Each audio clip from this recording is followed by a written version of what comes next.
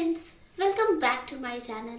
आज हम सुनेंगे मेक टाइम की book summary, how to focus on what matters every day. क्या आपने ये नोट किया है कि हमारे कुछ दोस्त हमेशा ही बिजी रहते हैं।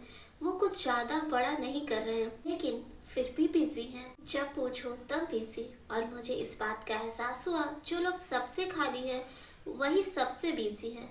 मुझे आशा है कि आप समझ रहे होंगे। फर्क सिर्फ इतना है कि वो वक्त तो लगा रहे हैं लेकिन शायद ऐसी चीजें पर जो जिंदगी में बहुत जरूरी नहीं है।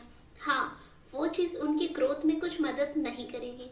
आज हम इसी बात का समाधान निकालने के लिए एक ऐसी बुक की समरी की बात करेंगे जो आपको ये समझने में हेल्प करेगी आखिर समय का सही इस्तेमाल कैसे किया जाए, टाइम मैनेजमेंट कैसे करें, अपनी चीजों को प्रायोरिटीज कैसे दें, हम जीवन में असीमित विकास के साथ आगे बढ़ सकें।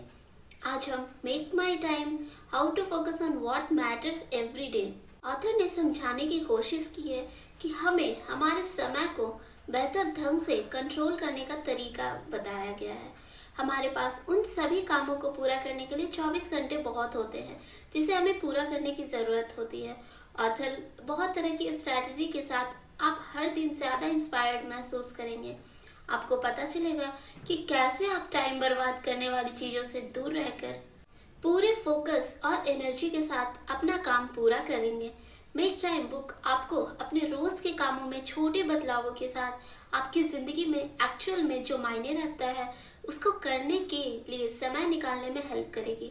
अगर आप अपने समय पर कंट्रोल रखना चाहते हैं, डिस्ट्रैक्शन से छुटकारा पाना चाहते हैं, अपने काम पर ज़्यादा ध्यान लगाना चाहते हैं और अपनी ज़िंदगी की क्वालिटी में सुधार करना चाहते हैं तो मेक टाइम आपका बेस्ट गाइड है। आइए कुछ थॉट्स देखते हैं इस बुक से।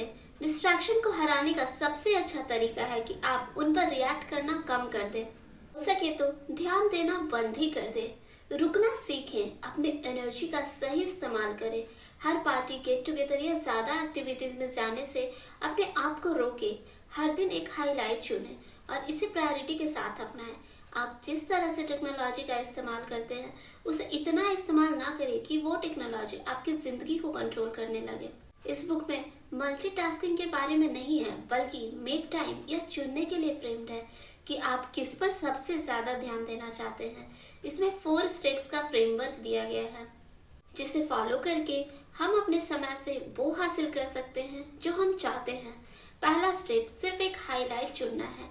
इसके बाद आपने जिस हाईलाइट को चुना है उस पर आपको पूरा ध्यान देना है। तीसरा स्टेप्स उस एनर्जी के बारे में है जिसे आप दिन भर में जमा करेंगे और अपना टाइम और ध्यान कंट्रोल में रखेंगे। चौथा और आखिरी स्टेप है आपने अपने पूरे दिन में क्या क्या किया है इस पर आपको सोचना है। तो चलिए चारों स्टेप्स को डिटेल्स में समझते हैं। स्टेप्स पहला, एलिमेंट हाईलाइट। टाइम मैनेजमेंट के लिए सबसे पहले आपको सोचना और समझना चाहिए कि आपको ज़्यादा टाइम क्यों चाहिए। हर दिन आपको एक एक्टिविटी चुननी चाहिए और उसे प्रायोरिटी देनी चाहिए। आज आपको सबसे ज़रूरी काम क्या करना चाहिए। यह कुछ ऐसा हो सकता है जो आपको करने की ज़रूरत नहीं है लेकिन आप इसे पूरा होते हुए देखना ज़रूर चाहोगे। आप अपने दिन में कौन सी एक्टिविटी या पल अवेलेबल चाहते हैं उनको पहचानना ही हाईलाइट है। हाईलाइट को 3 तरह से पहचाना जा सकता है। सबसे ज़रूरी, आज आपको सबसे ज़रूरी काम क्या करना है। दूसरा, सेटिस्फैक्शन, दिन के खत्म होने पर कौन सा ऑप्शन आपको ज़्यादा सेटिस्फाइड करेगा। तीसरा, जॉय, जब आप आज के बारे में सोचते हैं तो आपको उससे क्या खुशी मिलेगी। नॉर्मली दिन के हाईलाइट को करने में 1 घंटे से लेकर 1.5 घंटे का समय लगता है। अब आपको अपनी हाइलाइट्स को चुनना शुरू करना होगा। इसके लिए कुछ तरीके बताए गए हैं जो आपकी हाइलाइट को पहचानने और चुनने में मदद करेगी। उस एक्टिविटी को लिखना शुरू करें जो आप करना चाहते हैं। हर दिन एक अलग हाइलाइट का यूज़ करना ज़रूरी है। आप इसे रिपीट भी कर सकते हैं। आप उन चीज़ों की लिस्ट बना सकते हैं जिन्हें आप अपनी ज़िंदगी में इम्पॉर्टेंट मानते हैं। आप सबसे इम्पॉर्टेंट चीज़ों को चुनकर लिख सकते हैं और अपनी हाइलाइट चुनने के लिए लिस्ट का इस्तेमाल कर सकते हैं।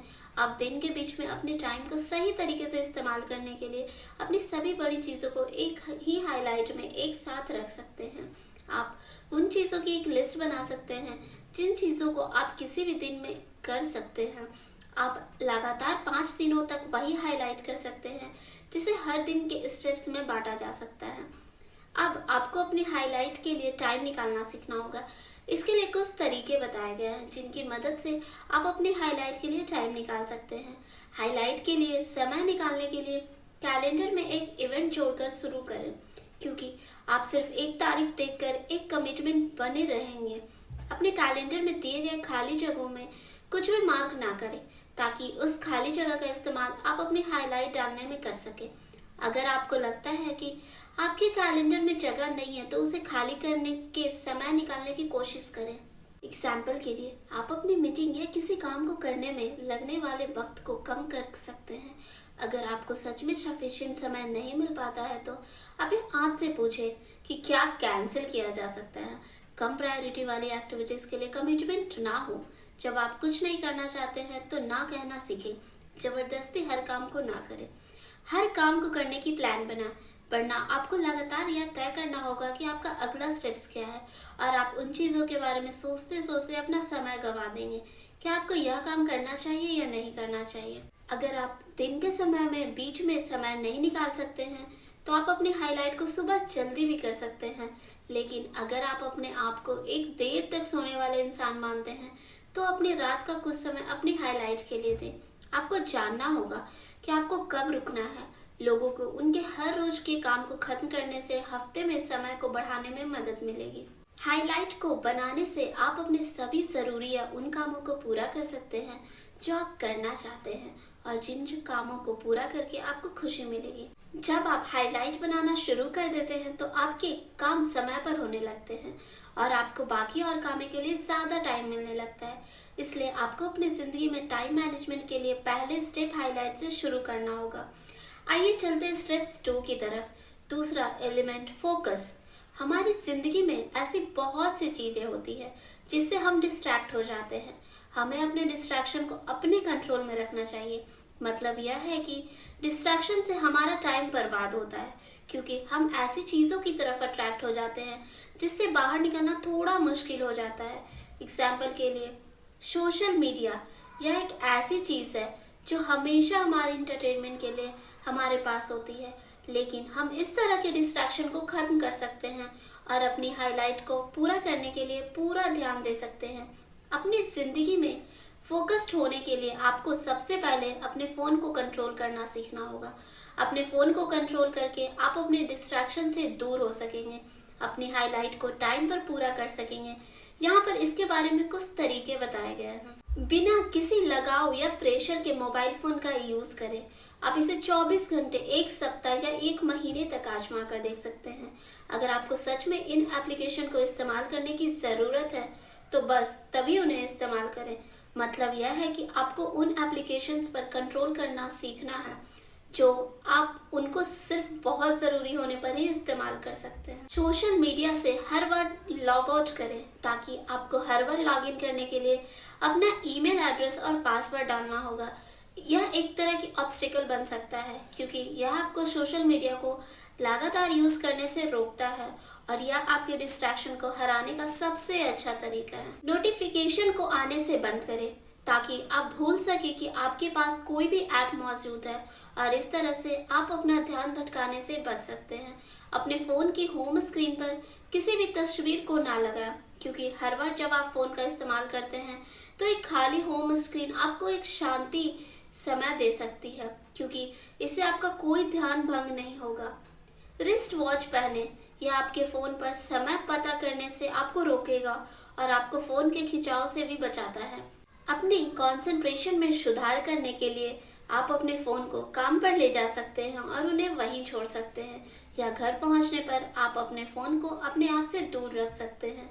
अगर आप अपने फ़ोन को कंट्रोल कर सकेंगे, तो आप सोशल मीडिया की तरफ अट्रैक्ट नहीं होंगे, जिससे आपका बहुत सारा समय बचेगा और आप उस समय का इस्तेमाल करके सही जगह पे इस्तेमाल कर सकते हैं।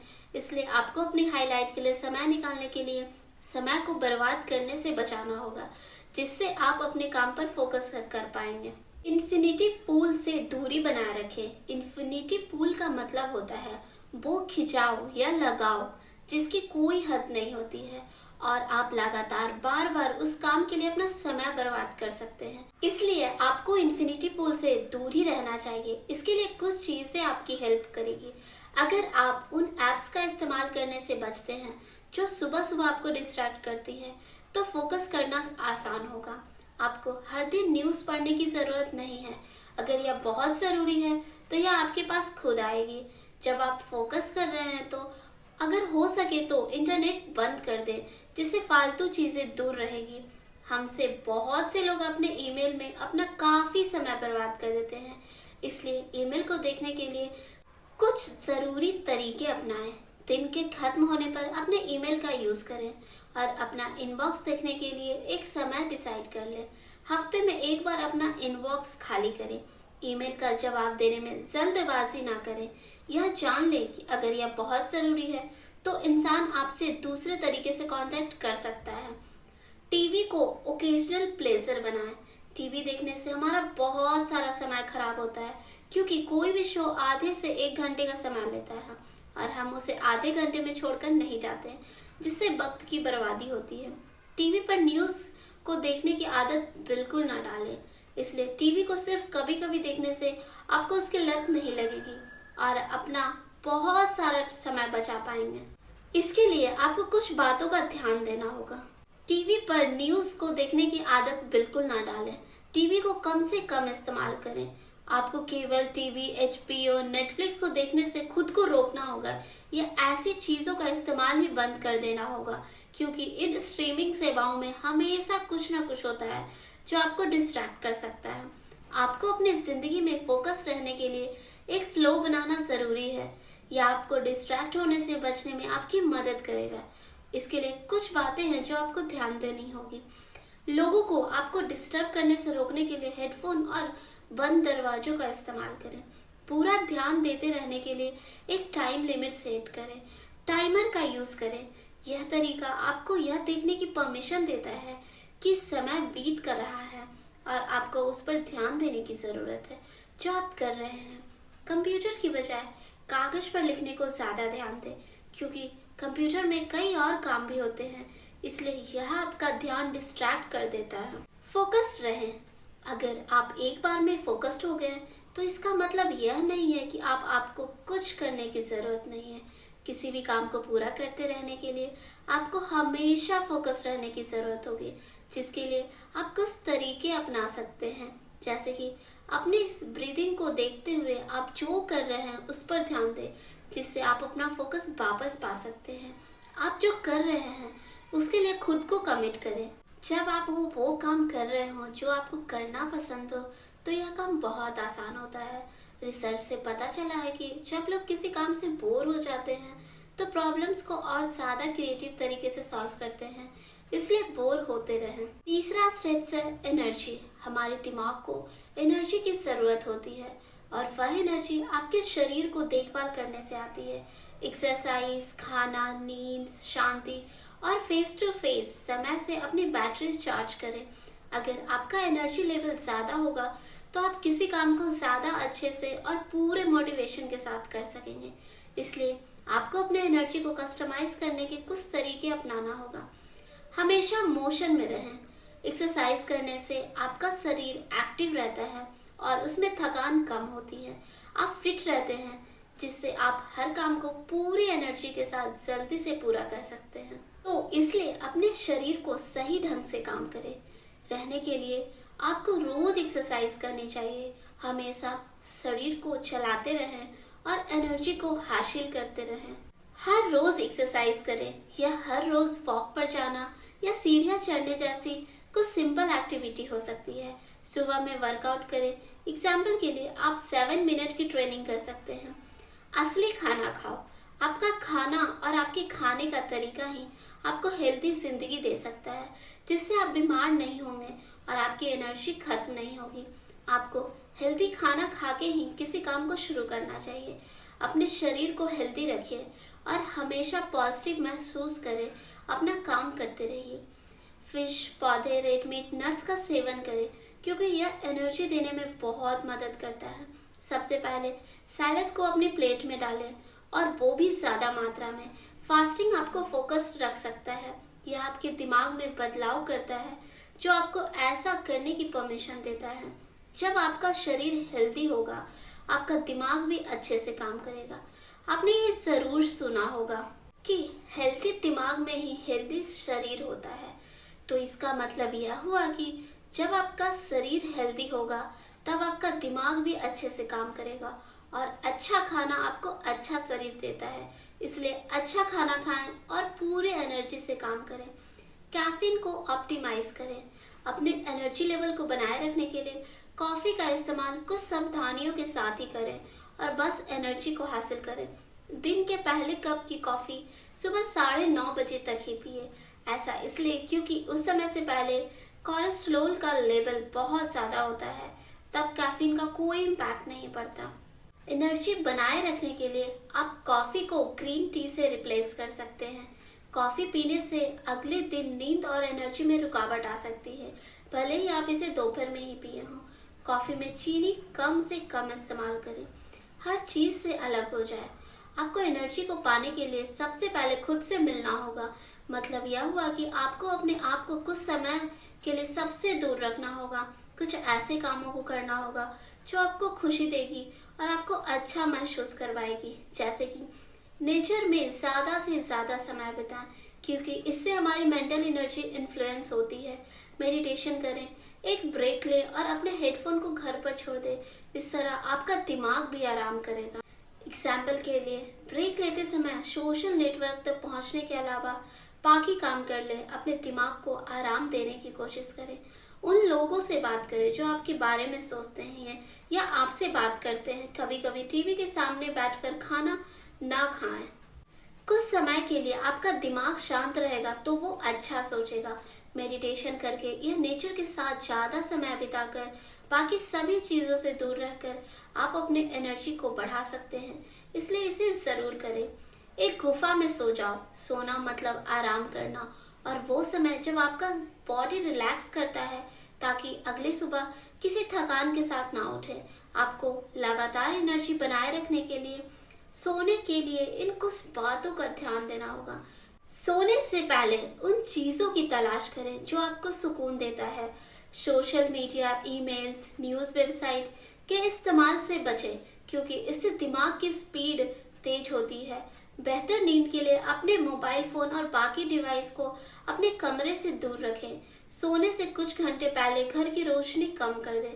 एनर्जी को फिर से भरने के लिए दिन में 20 मिनट्स की झपकी लेना शुरू कर दें। हफ्ते के आखिरी में नींद के खोए हुए घंटों की भरपाई करने की कोशिश ना करें। मतलब आप जब सो नहीं पाए हों तो खाली टाइम में सोकर उस नींद को पूरा करने की कोशिश ना करें।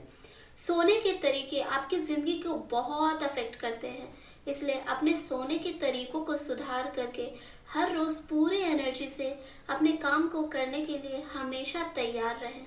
चौथा, रिफ्लेक्शन। हर दिन आपको इस बात की कीमत लगानी होगी कि आप किस हाईलाइट को करने में एबल थे। यह नोट करना बहुत ज़रूरी है कि आपकी एक तय की हुई एक्टिविटी, साथ ही दिन में इस्तेमाल की जाने वाली एनर्जी के लेवल पर आप कितना ध्यान लगाने में कामयाब रहे। क्या आपने इस बुक में दिखाई गया स्ट्रैटेजी का इस्तेमाल किया है?